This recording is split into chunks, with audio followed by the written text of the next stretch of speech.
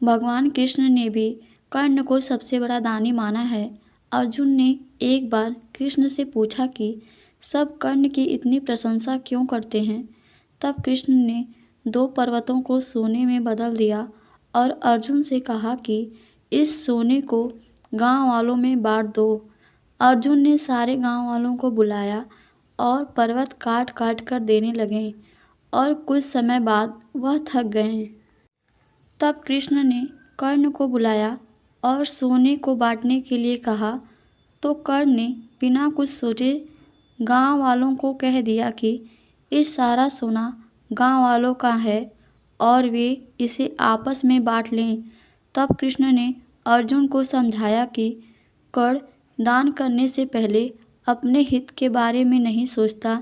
इसी बात के कारण उसे सबसे बड़ा दानवीर कहा जाता है। भगवान कृष्ण यह भली भांति जानते थे कि जब तक कर्ण के पास उसका कवच और कुंडल है तब तक उसे कोई नहीं मार सकता। ऐसे में अर्जुन की सुरक्षा की कोई गारंटी नहीं। उधर इंद्र देवराज भी चिंतित हो गए थे क्योंकि अर्जुन उनका पुत्र था। भगवान कृष्ण और देवराज इंद्र दोनों जानते थे कि जब तक कर्ण के पास पैदाइशी कवच और कुंडल है वह युद्ध में अजय रहेगा। दोनों ने मिलकर योजना बनाई और इंद्र एक विप्र के वेश में कर्ण के पास पहुँचे और उनसे दान मांगने लगे। कर्ण ने कहा, विप्र बने इंद्र ने कहा, नहीं, पहले आपको वचन देना होगा कि मैं जो मांगूंगा आप वो दे देंगे। कर्ण ने हाथ में जल लेकर कहा कि हम प्रण करते हैं विप्रवर, अब तुरंत मांगिए।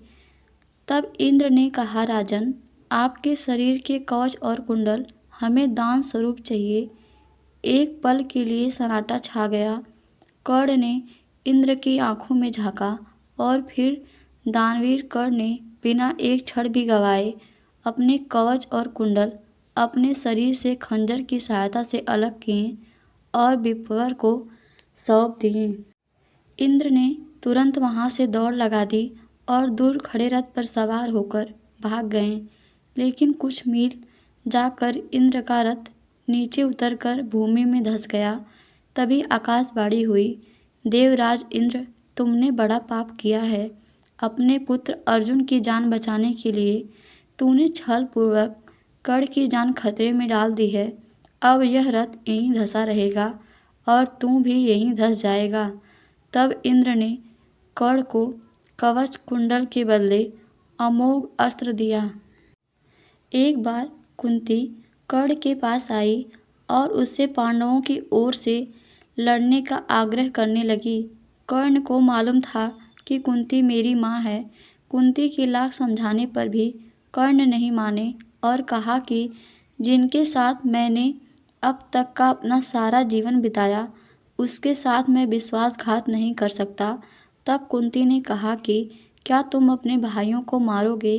इस पर कर्ण ने बड़ी ही दुविधा की स्थिति में वचन दिया, माते, तुम जानती हो कि कर्ण के यहाँ याचक बनकर आया कोई भी खाली हाथ नहीं जाता। अतः मैं तुम्हें वचन देता हूँ कि अर्जुन को छोड़कर मैं अपने अन्य भाइयों पर शस्त्र नहीं उठाऊंगा। और तुम्हारे 5 बेटे हैं, 5 बेटे जीवित रहेंगे। यदि मैं मरा तो अर्जुन, यदि अर्जुन मरा तो मैं। जब महाराज युधिष्ठिर इंद्रप्रस्थ पर राज्य करते थे तब वे काफ़ी दान आदि किया करते थे। पांडवों को इसका अभिमान होने लगा।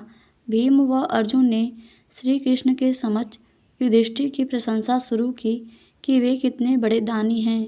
लेकिन कृष्ण ने उन्हें बीच में ही टोककर कहा, हमने कर्ण जैसा दानवीर कहीं नहीं देखा। पांडवों को यह बात पसंद नहीं आई। तब कृष्ण ने कहा कि समय आने पर सिद्ध कर दूंगा। कुछ ही दिनों बाद एक याचक युधिष्ठिर के पास आया और बोला, महाराज, मैं आपके राज्य में रहने वाला एक ब्राह्मण हूँ और मेरा व्रत है कि बिना हवन किए कुछ भी खाता पीता नहीं। कई दिनों से मेरे पास यज्ञ के लिए चंदन की लकड़ी नहीं है।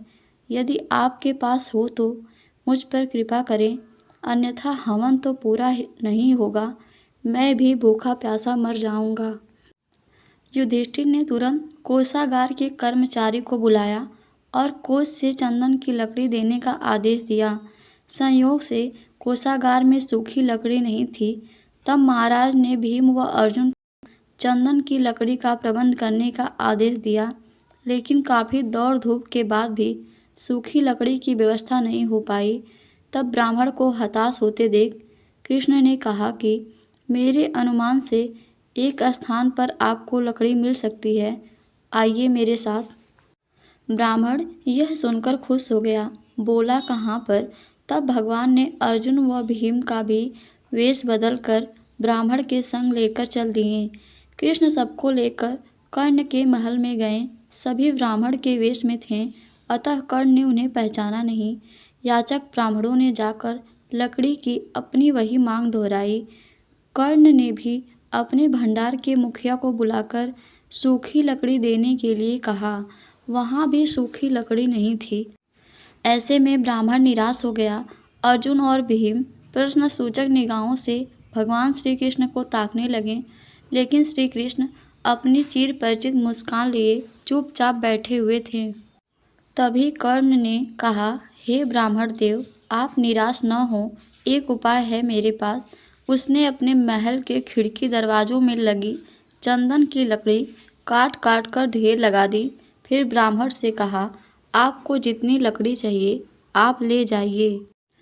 कर्ण ने लकड़ी ब्राह्मण के घर पहुंचाने का प्रबंध भी कर दिया।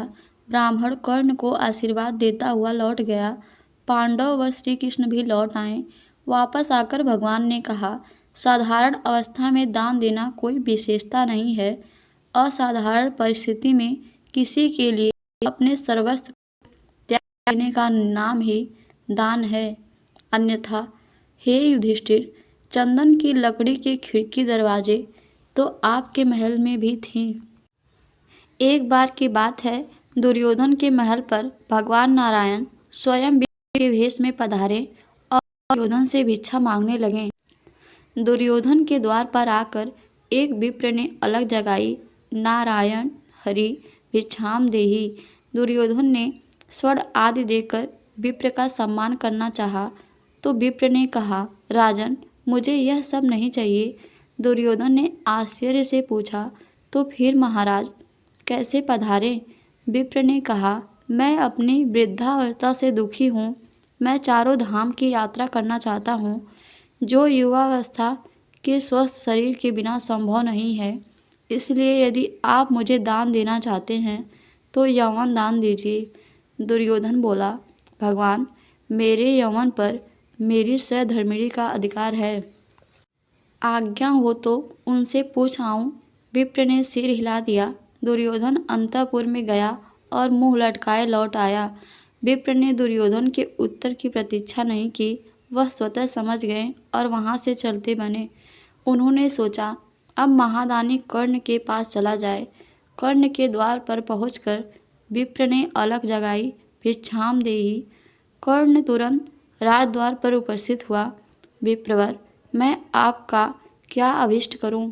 विप्र ने दुर्योधन से जो निवेदन किया था वही कर्ण से भी कर दिया। कर्ण उस विप्र को प्रतीक्षा करने की विनय करके पत्नी से परामर्श करने के लिए अंदर चला गया, लेकिन पत्नी ने कोई न नुकुर नहीं की। वह बोली, महाराज, दानवीर को दान देने के लिए किसी से पूछने की जरूरत क्यों आ पड़ी? आप उस विप्र को निसंकोच यौवन दान कर दें। कर्ण ने अविलंब यौवन दान की घोषणा कर दी। तब विप्र के शरीर से स्वयं भगवान विष्णु प्रकट हो गए, जो दोनों की परीक्षा लेने गए थे। कहते हैं कि कर्ण जब युद्ध क्षेत्र में आखिरी सांस ले रहा था तो भगवान कृष्ण ने उसकी दानशीलता की परीक्षा लेनी चाहिए। वे गरीब ब्राह्मण बनकर कर्ण के पास गए और कहा कि तुम्हारे बारे में काफ़ी सुना है और तुमसे मुझे अभी कुछ उपहार चाहिए। कर्ण ने उत्तर में कहा, आप जो भी चाहो मांग लो। ब्राह्मण ने सोना मांगा। कर्ण ने कहा कि सोना तो उसके दांत में है और आप इसे ले सकते हैं। ब्राह्मण ने जवाब दिया कि मैं इतना कायर नहीं हूँ कि तुम्हारे दांत तोड़ूं। कर्ण ने तब एक पत्थर उठाया और अपने दांत तोड़ दिए। ब्राह्मण ने इसे भी लेने से इनकार करते हुए कहा कि खून से सना हुआ यह सोना वह नहीं ले सकता। कर्ण ने इसके बाद एक बाण उठाया और आसमान की तरफ चलाया। इसके बाद बारिश होने लगी और दांत धुल गया। हेलो दोस्तों, दानवीर कर्ण की ये कहानी आप लोगों को कैसी लगी? वीडियो पसंद आए तो लाइक, शेयर और चैनल को सब्सक्राइब जरूर कीजिएगा। धन्यवाद।